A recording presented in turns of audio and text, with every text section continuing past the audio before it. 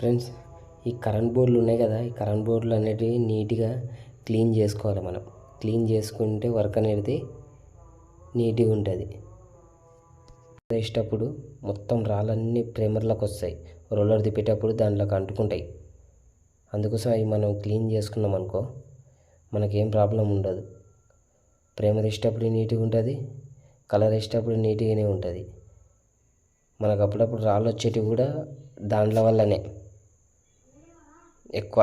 ఎందుకంటే వాళ్ళు మేస్త్రీలు అన్నీ దాంట్లో అది పెట్టేటప్పుడు అన్నీ మనం కొట్టిన పేపర్ కొట్టినప్పుడు అన్నీ దాంట్లోనే పడింటాయి. రాళ్ళు లప్పం పెట్టేటప్పుడు అన్నీ పోయింటాయి. కాబట్టి అవన్నీ మనమే క్లీన్ చేసుకుంటే బెటర్ ఉంటుంది. వర్క్ అయితే చాలా నీట్గా అంటే నీట్గా వస్తుంది.